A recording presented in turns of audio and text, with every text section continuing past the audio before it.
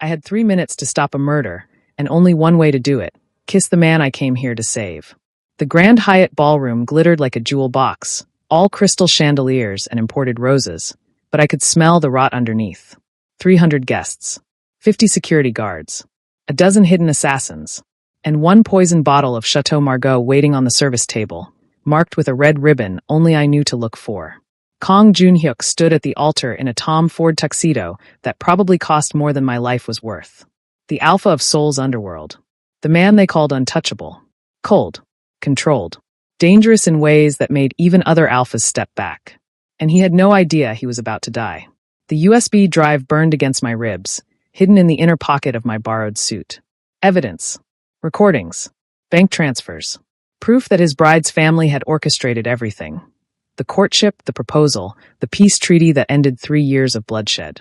All of it theater leading to this moment. The first toast. The poisoned wine.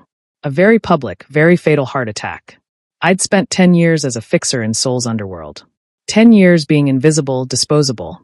Useful only as long as I stayed quiet and delivered results. I'd brokered deals between monsters. I'd cleaned up messes that would make civilians vomit. I'd survived by being the person no one remembered seeing. "Do you take this woman?" The officiant's voice carried across the silent crowd. This was supposed to be my last job. I'd already decided. One final act, then disappear. Maybe Thailand. Maybe just the Han River. I hadn't decided which exit I preferred. But then I'd uncovered the plot.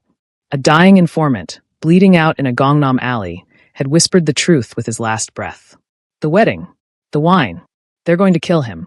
I should have walked away. I'd seen important men die before. It wasn't my problem. It was never my problem. Except Junhyuk's eyes had found mine across the reception earlier, just for a second. Sharp. Assessing. Seeing me when no one ever saw me. And something in my chest had twisted painfully. "I do," Leuna said, her smile perfect and poisonous. The ceremony ended. Applause rippled through the crowd. Camera flashes exploded. The bride and groom walked down the aisle, and I watched Junhyuk's shoulders carry the weight of an empire he built from blood and bullets.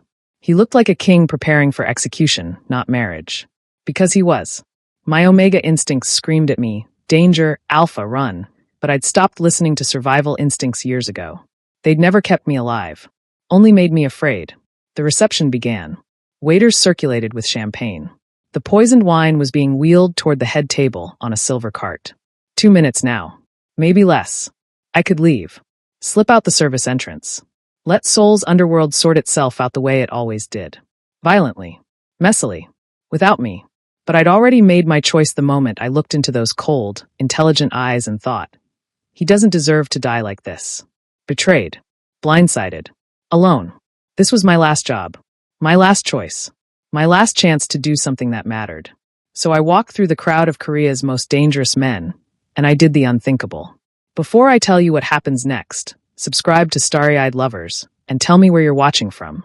The Grand Hyatt Seoul rose above the Han River like a monument to power. I'd slipped past the first security checkpoint with forged press credentials, a borrowed Armani suit, and the kind of confidence that came from having nothing left to lose. The wedding of the decade, they were calling it.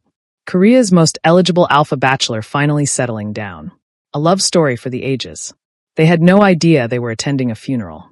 The ballroom could have housed a small village. Crystal chandeliers the size of cars hung from vaulted ceilings. Imported Italian marble floors reflected the light like still water. White roses, thousands of them, perfumed the air with a sweetness that couldn't quite mask the underlying scent of expensive cologne, champagne, and carefully concealed weapons. I recognized faces from the business pages and the crime blotters. Chaebol heirs in their designer suits, looking bored and entitled.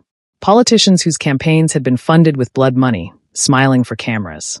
Crime bosses from Busan, Incheon, Daegu. All the major syndicates represented, maintaining the fragile peace that this wedding was supposed to cement. Security was everywhere. Earpieces. Concealed holsters. Eyes that tracked every movement. But I'd learned long ago how to be invisible. How to move through spaces like I belonged there. How to be forgotten the moment someone looked away. The ceremony was already underway when I found my position near a marble column, 3rd row from the back. Perfect sight line. Close enough to move fast. Far enough to avoid immediate scrutiny. And there he was. Kang Junhyuk stood at the altar like a king at his own execution. The Tom Ford tuxedo fit him perfectly, tailored to emphasize his alpha build, broad shoulders, narrow waist, the kind of presence that made people instinctively submit or flee. His face could have been carved from stone. Sharp jawline, dark eyes that missed nothing, black hair swept back, revealing a face too severe to be called handsome, but impossible to look away from. Beautiful ceremony, the woman beside me whispered to her companion. Beautiful lie, I thought. The bride approached on her father's arm. Lee Yuna, daughter of Lee Sung-min, head of the Lee Syndicate. She wore Vera Wang and diamonds, her smile serene and calculated. This marriage was supposed to end 3 years of territorial warfare that had left bodies floating in the Han River and bullets in boardroom walls. A peace treaty written in vows instead of blood. Junhyuk's alpha scent carried even from this distance, cedar and smoke, dominance and control. But underneath it, something else. Tension. His instincts were warning him. He just didn't know what they were warning him about. Do you take this woman to be your lawfully wedded wife? The officiant's voice echoed through the ballroom. I touched the USB drive through my jacket, feeling its sharp edges. The evidence had cost me everything to obtain. 3 nights ago, I'd found Park Min-soo bleeding out in a Gangnam alley. We'd worked together before. Information brokers operating in the shadows of Seoul's underworld. He'd grabbed my wrist with a bloody hand, pulled me close. Wedding, he'd gasped. Kang's wedding. The wine first toast poison. Who? I'd demanded. Lee. Family. Make it look. Heart attack. Young alpha. Stress. No one questions. His hand had gone slack. I'd left him there and run. I should have walked away. Should have taken the information to the highest bidder, collected my payment, disappeared into whatever hole I'd crawled out of. I'd seen important men die before. Watched empires crumble. It wasn't my problem. It was never my problem. But I'd made the mistake of researching Kang Junhyuk. Of reading about how he'd built his syndicate with intelligence instead of just brutality.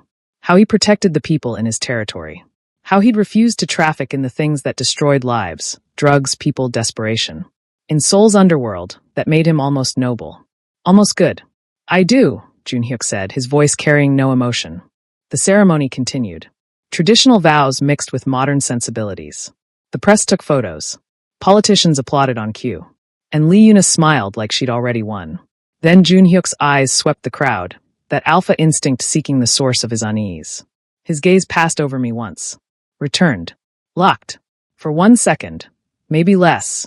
We looked at each other across 300 people and 30 meters of marble floor. His eyes narrowed slightly, trying to place me. Trying to understand why an Omega he'd never met was staring at him like I was memorizing his face. Because I was. Because in a few minutes, he'd either be dead or I would be. I'm already dead anyway, I thought. Might as well die for something. The bride's father caught my eye from across the room. Lee Sung-min. His expression was pleasant, grandfatherly. But I knew what he'd ordered. What he'd paid for. Who he'd killed to make this moment possible. I now pronounce you husband and wife. Applause erupted. Camera flashes exploded like artillery fire. The bride and groom walked down the aisle, and I watched Junhyuk's face remain impassive, even as Lee Yuna took his arm in a gesture that looked affectionate and possessive. The ceremony ended. The reception began. And the poison wine was already being poured. The reception hall opened like a different world. Traditional Korean music, Heegeum and Gaegeum, wove through modern jazz arrangements. Champagne towers caught the light from chandeliers, creating cascades of golden bubbles. Servers in crisp white uniforms moved like synchronized dancers, offering canapes and drinks to guests who probably had more blood on their hands than food. Junhyuk and Yuna sat at the head table on a raised dais, looking every inch the perfect couple. She leaned toward him, whispering something. He nodded politely, his face a mask. Around them, Seoul's elite mingled. Politicians laughing with gangsters, chaebol heirs taking selfies with crime lords. The kind of party where everyone was armed and everyone was lying. I tracked the waiters carrying wine glasses on silver trays. Most held champagne or red wine from the main service bar. But one server, older, stone-faced, carried a single tray with 6 crystal glasses and a bottle wrapped in white cloth. The bottle had a small red ribbon tied around its neck. My pulse hammered against my ribs. The USB drive felt like it weighed 1,000 pounds. I started moving through the crowd, keeping my pace casual, my face forgettable. Just another guest. Just another face.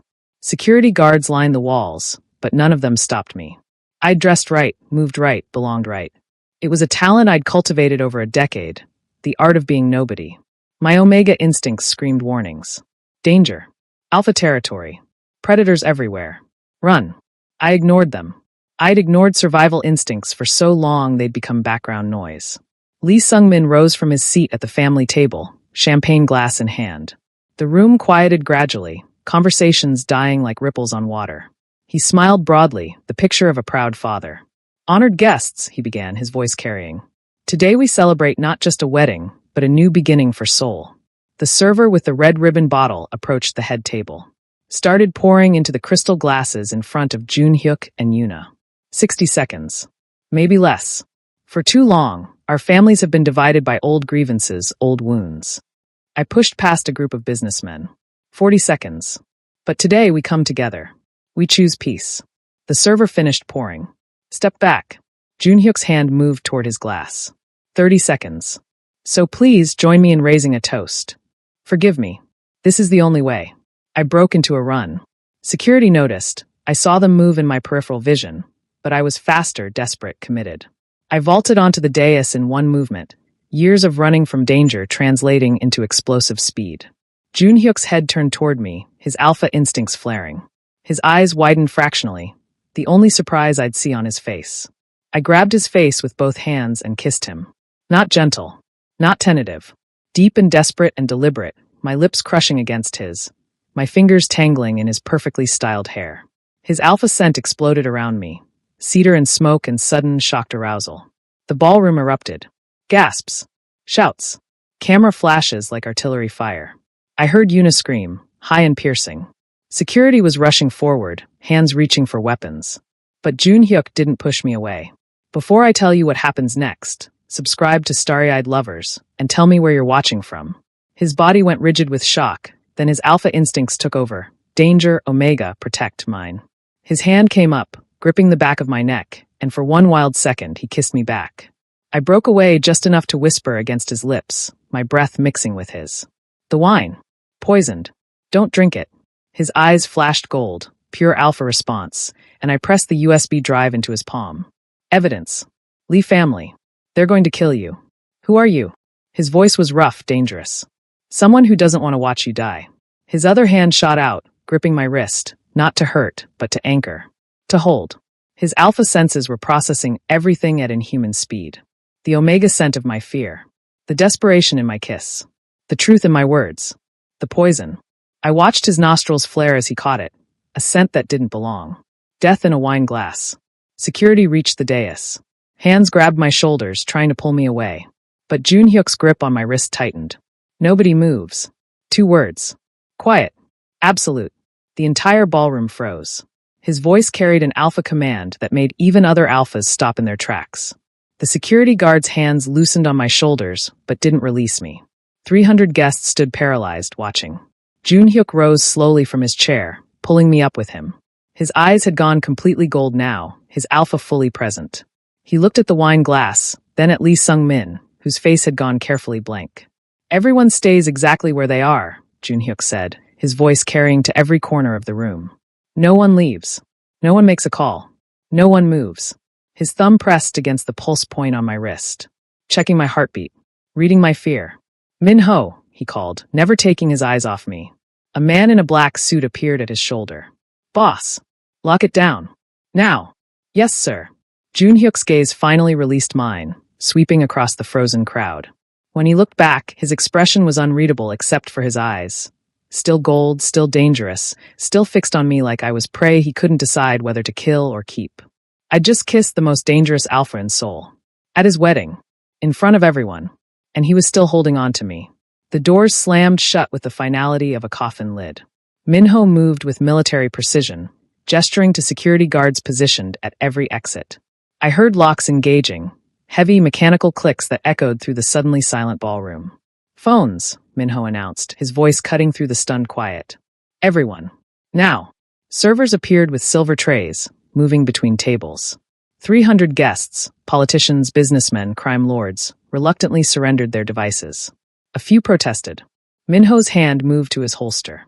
The protest stopped. Jun-hyuk still held my wrist, his grip firm but not painful. He positioned me slightly behind him, protective instinct overriding logic. His alpha scent had gone sharp with aggression, filling the air with the promise of violence. Jun-hyuk, what is the meaning of this? Lee Sung-min's voice carried forced calm. This is highly inappropriate. Sit down, Jun-hyuk said quietly. Lee Sung-min sat. The bride's family table erupted in whispered arguments. Lee Yuna stood frozen at the head table, her perfect makeup unable to hide the confusion on her face. Her uncle made a move toward the side exit. 2 guards blocked his path, weapons visible now. I said nobody moves. Jun-hyuk's alpha command rolled through the room like thunder. Minho approached, and Jun-hyuk finally released my wrist to hand him the USB drive. Their eyes met briefly, an entire conversation happening in silence. Minho nodded, disappearing toward a side room. Someone bring Dr. Choi, Jun-hyuk ordered. A murmur rippled through the crowd. Dr. Choi was known to everyone here. The discreet physician who asked no questions and treated no paperwork. If he was being summoned, someone was about to be declared dead or dying.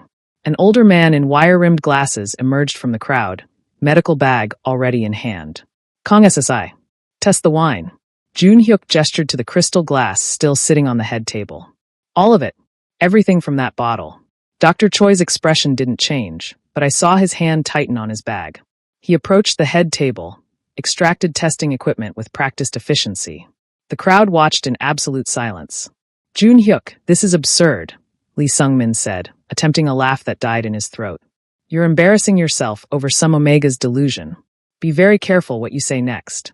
Jun-hyuk's voice was ice. Dr. Choi worked quickly, adding drops of various chemicals to samples of the wine. I watched colors shift, clear to pink to deep crimson. His face went pale.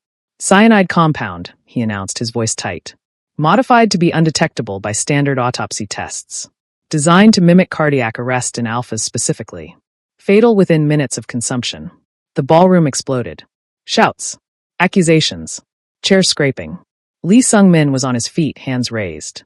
This is a setup. I would never. I have no idea how. Minho, Jun-hyuk said calmly. The side door opened. Minho returned carrying a laptop, screen already glowing. He set it on the head table, turned it to face the crowd. Press play. Lee Sung-min's voice filled the ballroom through hidden speakers. During the first toast. Make it clean. Make it look natural. Once Kong is dead, the syndicate will fracture. We move in within 24 hours. Another voice distorted. The payment? Already transferred. 500 million won. Confirmed. Confirmed. The wine will be delivered day of. Marked with red ribbon for easy identification. The recording continued, meticulous planning, bank account numbers, assassination orders. With each word, Lee Sung-min's face went from red to white to gray. Lee Yuna made a sound like something breaking. She collapsed into her chair, hands covering her mouth. Appa! Appa, what did you do? I did this for us. Lee Sung-min roared, his composure finally shattering. For our family. The Kong syndicate has bled us dry for 3 years. So you decided to marry me off and murder my husband? Yuna's voice was hollow. He was always going to die, daughter. This way, you'd inherit everything. We'd control Seoul by spring. Jun-hyuk listened to all of this with no expression at all. When the recording ended, he nodded once to Minho. Take him. 4 guards moved forward. Lee Sung-min tried to run, made it 3 steps before they had him. His family members started to rise. Minho's voice cut through the chaos. Anyone who moves dies. Anyone who speaks dies. Sit. Down. They sat. Lee Sung-min was dragged toward a service corridor, still shouting. You can't do this. I have connections. The prosecutors, the police. The door closed behind them. The ballroom waited in suffocating silence. 10 minutes passed. A single gunshot echoed through the walls. Lee Yuna flinched. Several guests closed their eyes. Most didn't react at all. This was Seoul's underworld. We all knew how justice worked here. Minho returned alone, holstering his weapon. Nodded to Jun-hyuk. Jun-hyuk stood, surveying the frozen crowd with eyes that had returned to their normal dark brown, but had lost none of their danger. The wedding is over, he announced. The alliance is void. The Lee Syndicate is dissolved as of this moment. Anyone who challenges this decision won't leave Seoul alive. Anyone who speaks of what happened here tonight will wish they hadn't. He paused. You're all free to go.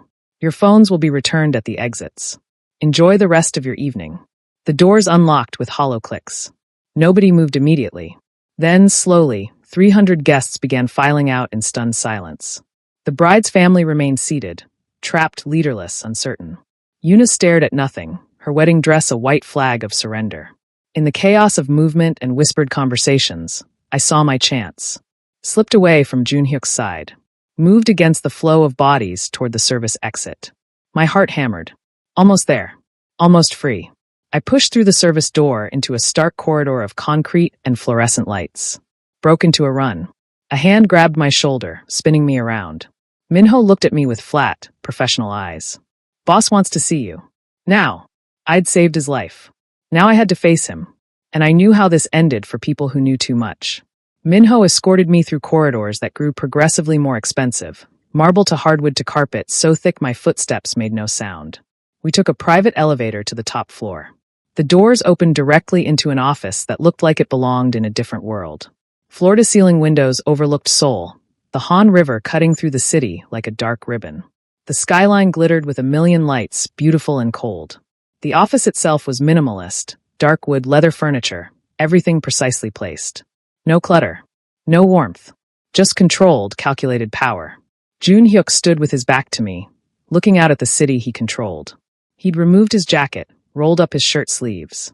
Even in partial disarray, he radiated authority. Minho cleared his throat. Boss. Leave us. The elevator doors closed, leaving me alone with the alpha I'd kissed. I stood in the center of the room, hands loose at my sides, prepared for whatever came next. Death, probably. A quick bullet. Maybe he'd make it hurt first. Junhyuk turned, studying me with those dark, intelligent eyes. Without a word, he moved to a bar cabinet, poured amber liquid into 2 crystal glasses. His alpha scent filled the space, cedar and smoke and dominance, so thick I could taste it. My omega instincts responded immediately. Fear and attraction tangling together, making my pulse race for entirely different reasons. He walked toward me, holding out 1 glass. I took it, our fingers brushing. The contact sent electricity up my arm. Drink, he said. I did. Expensive whiskey burned down my throat. He watched me over the rim of his own glass. Who sent you? No one. I work alone. Alone Omega decides to infiltrate the most dangerous wedding in Seoul's history to save an alpha he's never met. His voice was perfectly calm. Try again. It's the truth. Why save me? The question hung between us. I didn't have an answer that made sense. I'd asked myself the same thing 100 times while planning this suicide mission. I don't know, I admitted finally. His eyes narrowed. He began circling me slowly, predator assessing prey. I forced myself to stand still, to meet his gaze when it found mine. Before I tell you what happens next, subscribe to Starry-Eyed Lovers, and tell me where you're watching from. You didn't just warn me, Junhyuk said, his voice low and dangerous. You kissed me. At my wedding. In front of Korea's most powerful families. The press. Politicians. Everyone who matters in this city. It was the fastest way to stop the toast. Liar. The word cut through my defenses. He moved closer, invading my space, his alpha scent wrapping around me like a physical thing. I can smell your fear, he murmured. But I can also smell the rest of it. The way your heart races when I'm close. The way your omega instincts respond to mine. You didn't kiss me because it was convenient. You kissed me because you wanted to. That's not. Don't. His hand came up, not touching but hovering near my face. I've spent 15 years reading people. Learning when they lie. When they're hiding something. You saved my life, and I'm grateful. But don't insult me with half-truths. I said nothing. What could I say? That he was right. That in some twisted, inexplicable way, I'd wanted to kiss him even knowing it would probably end with my death? He stepped back, giving me space to breathe. Finished his whiskey in 1 swallow.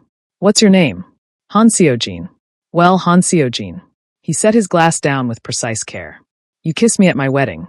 That makes you my responsibility. I don't need. You exposed yourself to save me. The Lee family's remaining allies will hunt you.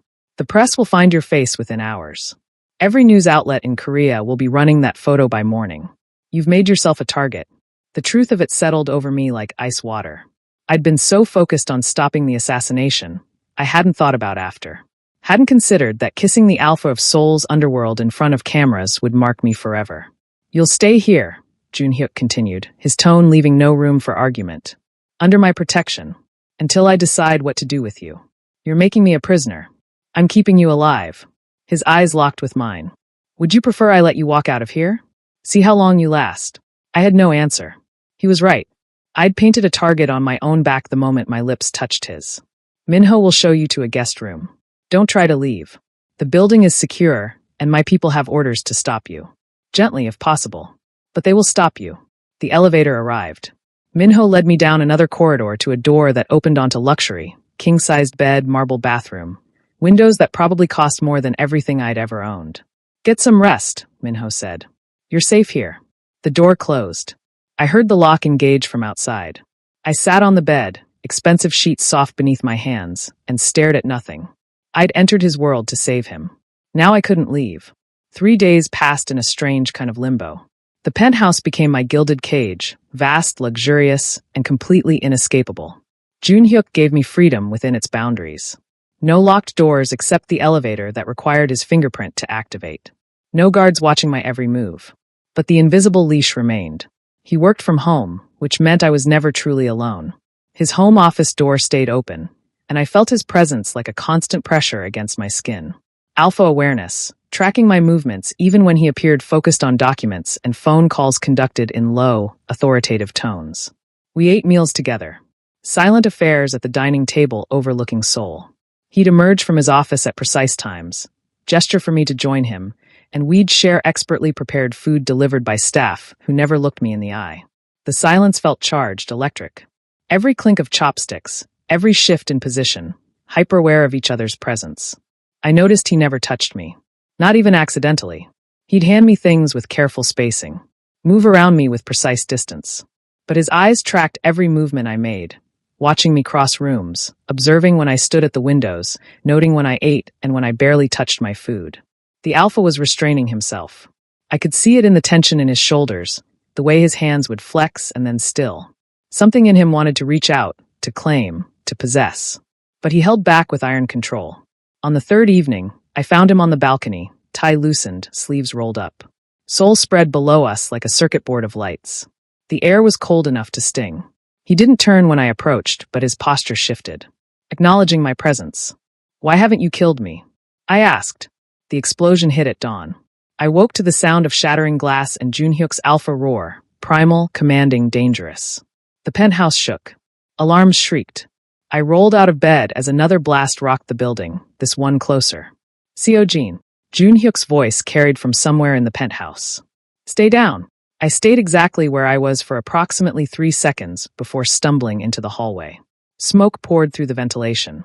The acrid smell of explosives and burning plastic filled my lungs. Junhyuk emerged from his bedroom, already dressed, gun in hand. His eyes had gone full alpha gold, his scent sharp with aggression and protective fury. The Lee family, he said, voice clipped. Coordinated assault. Multiple entry points. Gunfire erupted below us. Automatic weapons, close together, organized. This wasn't a random attack. This was war. Get to the safe room, Junhyuk ordered. Now. Where is it? Minho. Junhyuk barked into a phone that had appeared in his other hand. Seojin needs extraction. Northwest corridor. The elevator dinged. The doors opened. Not Minho. 3 men in tactical gear poured out, weapons raised. Junhyuk moved faster than I'd ever seen anyone move, alpha speed and precision. 2 shots. 2 bodies dropped. The third got a round off.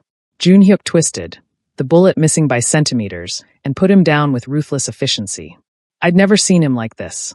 The controlled alpha who poured tea and worked late into the night had vanished, replaced by something primal and terrifying. His movements were fluid violence, his eyes tracking threats I couldn't even see yet. Go, he shouted at me. Another explosion. The floor buckled. I lost my footing, hit the wall hard. Through the smoke, I saw more figures emerging from the stairwell. Too many. Junhyuk was already engaging, his gun barking in rapid succession, each shot finding its target. Hands grabbed my shoulders. I spun, ready to fight, but it was Minho. With me. Now. He hauled me down the corridor as gunfire erupted behind us. I looked back once, saw Junhyuk surrounded but still standing, still fighting, his alpha presence filling the space like a physical force. He'll be fine, Minho said, reading my fear. Boss has survived worse. You're my priority. The safe room was hidden behind a false wall in what I'd thought was a linen closet. Steel reinforced, stocked with supplies, complete with monitors showing security feeds throughout the building. Minho pushed me inside. Stay here. Don't open this for anyone but me or the boss. Understood. Minho. The door sealed with a hydraulic hiss. I watched the monitors, heart in my throat. The penthouse was chaos. Bodies. Blood. Junhyuk's security forces had responded, turning the building into a war zone. And somewhere in that chaos, Junhyuk fought with the lethal grace of an apex predator defending his territory. 20 minutes felt like 20 hours. Then silence. Gradual. Cautious. The gunfire died. The alarms cut out. On the monitors, I watched Junhyuk's forces securing the building, dragging bodies, checking rooms. The safe room door hissed open. I spun, ready to fight with nothing but my bare hands. Junhyuk stood in the doorway, covered in blood. His shirt was torn, his face spattered with red. His eyes had returned to their normal dark brown, but still held that dangerous edge. He looked at me. Really looked, scanning for injuries with desperate intensity. Then he crossed the space in 3 strides and grabbed me. Not gentle. His hands moved over my arms, my shoulders checking, searching. Are you hurt? Did they touch you? Seojin, answer me. I'm fine.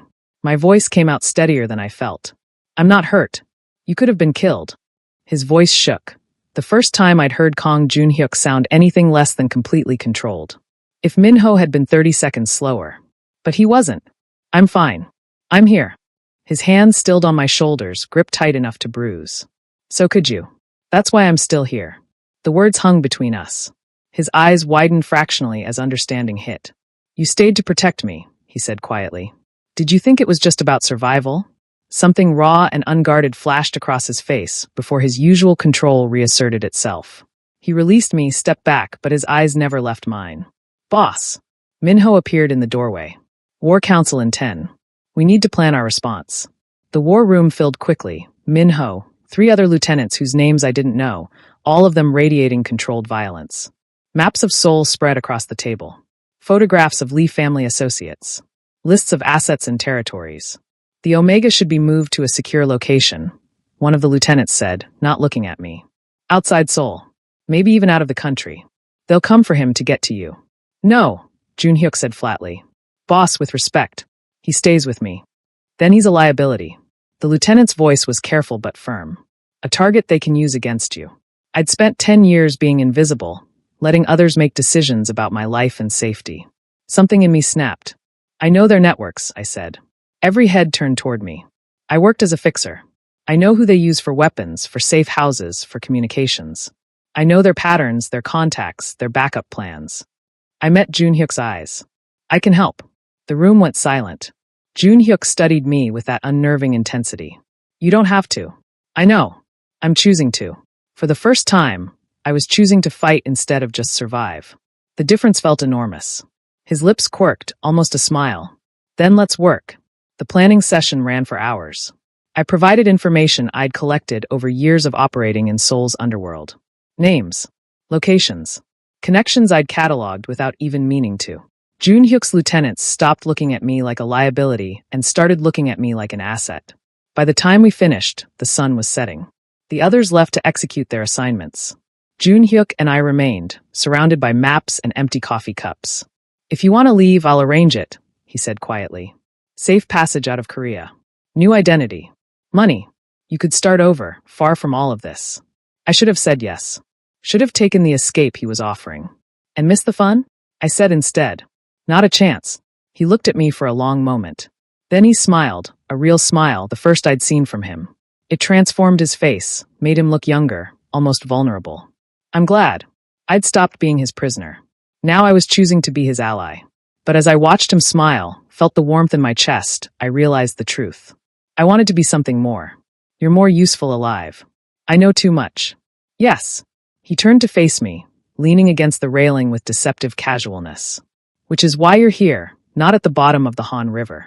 I should have felt afraid. Should have heard the threat. Instead, I felt something else entirely. Junhyuk's eyes narrowed, studying me with that unnerving intensity. Why do you smell like you're afraid of me? And not afraid at the same time. Heat flooded through me. I don't know what you mean. Yes, you do. He pushed off the railing, moving closer. Not threatening, but deliberate. His alpha scent wrapped around me, cedar and smoke and something darker. Your heart races when I'm near. But it's not just fear. I can smell the difference. Maybe I'm just smart enough to know what you're capable of. Maybe. He stopped just outside my personal space, close enough that I could feel his body heat. Or maybe the Omega in you recognizes something your mind won't admit. My breath caught. The biological pull was undeniable. Every instinct screaming at me to either submit or flee. I forced myself to step back, breaking the spell. I'm going to bed, I managed. He didn't stop me. Just watched me retreat with those dark, knowing eyes. But sleep wouldn't come. I lay in the expensive sheets, pulse racing, mind churning. Around midnight, I gave up. Pulled on the clothes Junhyuk's staff had provided. Designer brands that fit perfectly, which bothered me more than I wanted to admit, and wandered toward the kitchen. Soft light spilled from the open doorway. I found Junhyuk at the counter, dress shirt unbuttoned at the collar, documents spread before him.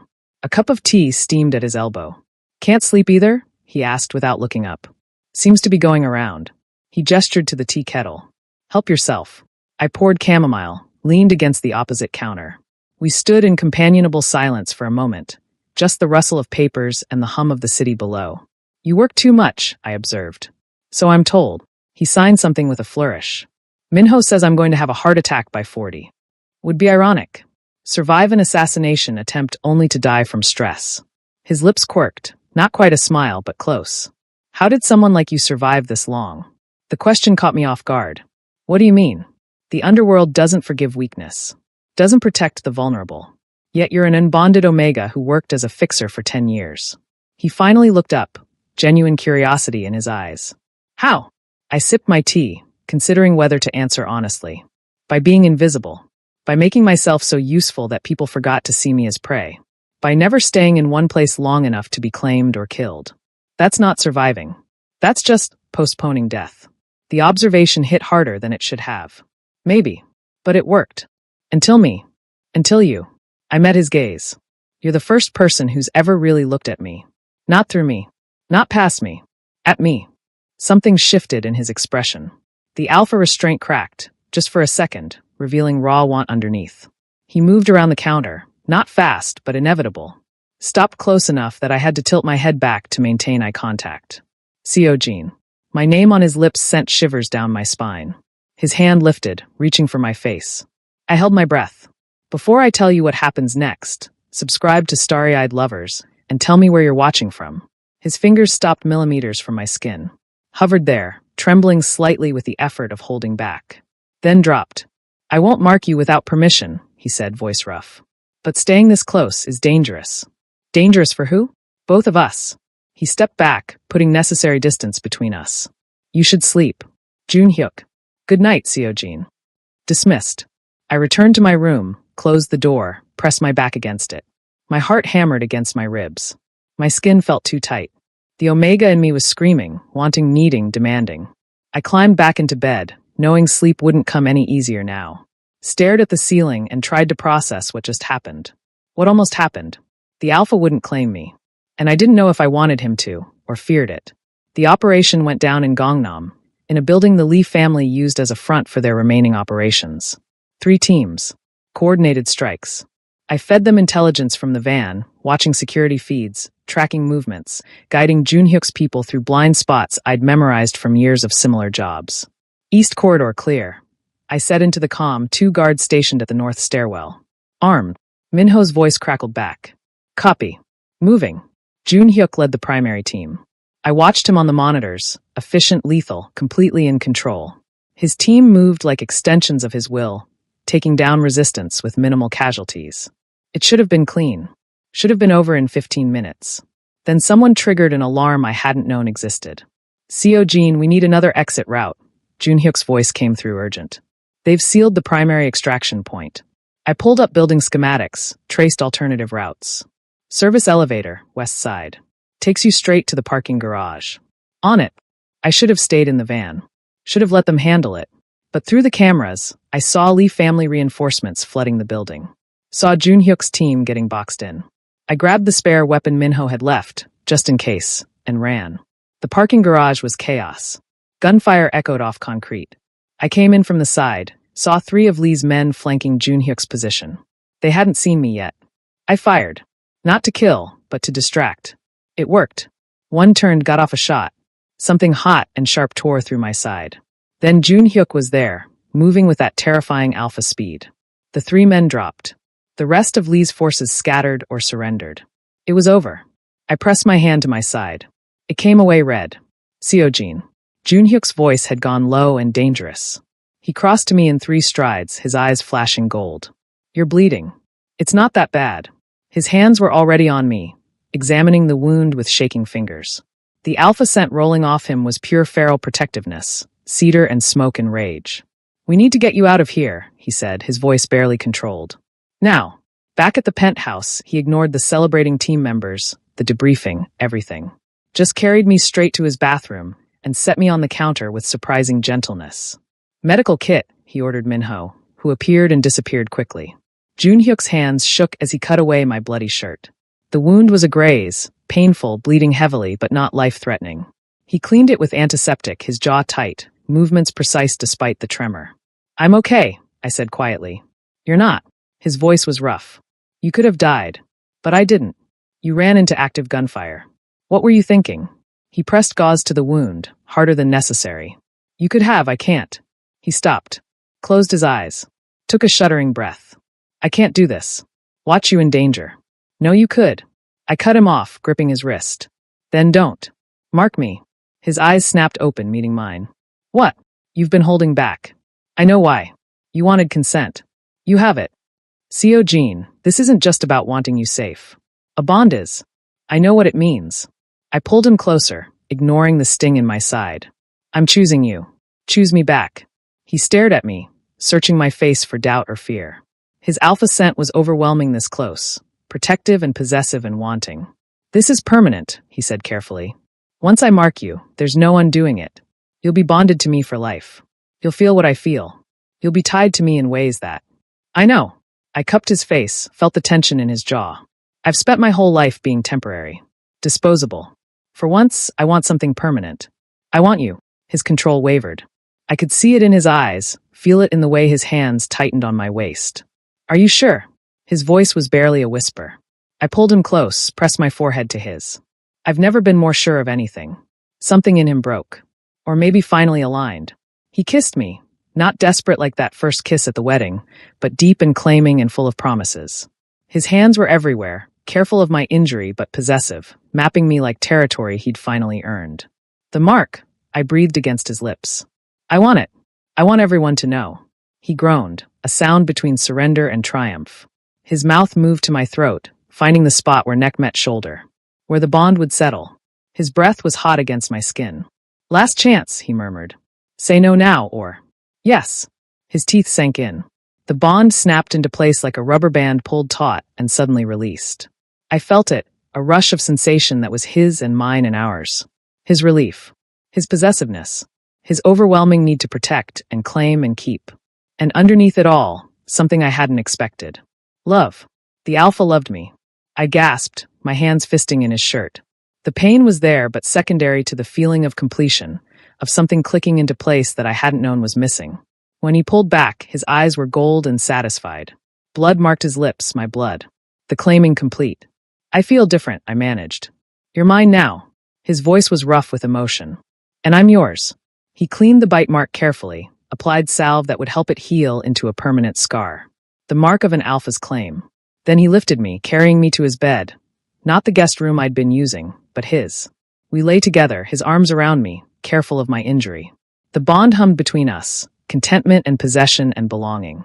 "I never thought I'd belong to anyone," I said quietly. His arms tightened. "You don't belong to me. You're with me. There's a difference." "Is there?" "You're not my possession. You're my partner. My mate. My choice." He pressed a kiss to my temple. "And I'm yours. Equal claim." I felt it through the bond, the truth of his words. Not ownership. Partnership. I'd kissed him to save his life. Now he'd claimed me to save mine. I woke to sunlight streaming through floor-to-ceiling windows and the weight of Junhyuk's gaze. He was already awake, propped on one elbow, watching me with an expression I'd never seen before. Soft. Unguarded. His. The bond hummed between us, contentment and possession and something deeper. I could feel his emotions as clearly as my own. The wonder. The protectiveness. The absolute certainty. "Regrets?" he asked quietly. I reached up, touched the mark on my neck. It was tender, visible, intentional. A claim for the world to see. Only that we didn't do this sooner. His smile transformed his face. He leaned down, kissed me gently, careful of the healing wound in my side. Through the bond, I felt his relief, his joy, his overwhelming need to keep me safe and close. "I need to make a statement," he said eventually. "About us. About what happened with the Lee family. The underworld needs to know where things stand. When? Today. This afternoon. His thumb traced my jawline. I want you there. Beside me. Visible. As your bonded Omega. As my partner. The press conference was held in the same hotel where everything had started, the Grand Hyatt. Jun Hyuk's people had arranged it quickly, calling in favors, ensuring the right people would attend. Representatives from every major syndicate in Seoul. Politicians. Business leaders. Everyone who mattered in the city's hidden power structure. I stood beside him at the podium, the mark on my neck deliberately uncovered. Let them see. Let them know. Jun Hyuk's presence commanded the room even before he spoke. His alpha scent, cedar and smoke and absolute authority, made even other alphas shift uncomfortably. 3 weeks ago, there was an attempt on my life, he began, his voice carrying to every corner.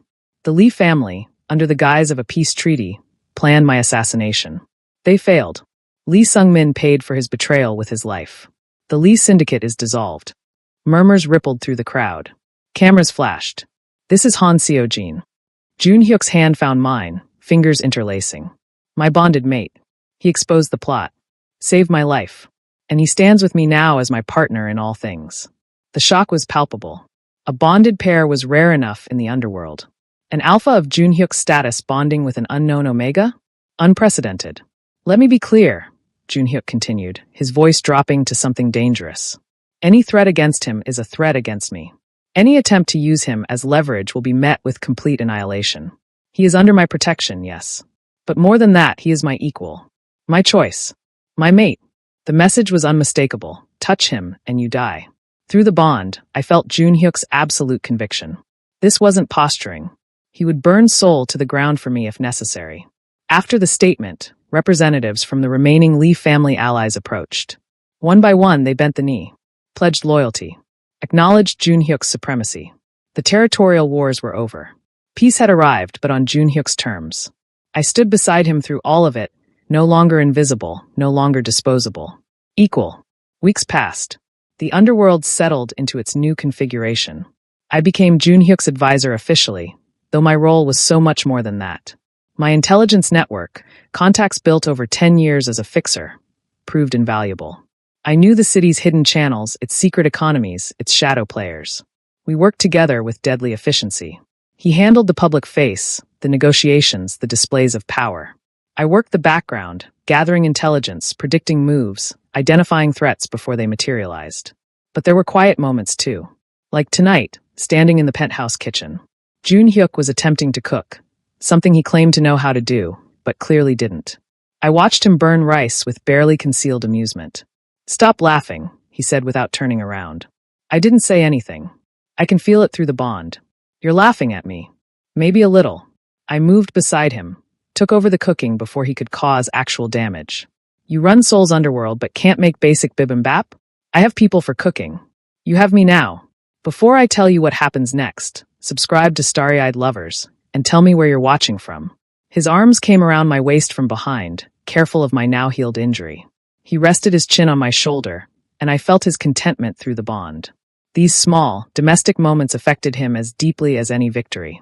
What do you want? He asked quietly. Truly? We've never talked about the future. I turned in his arms, met his eyes. This. You.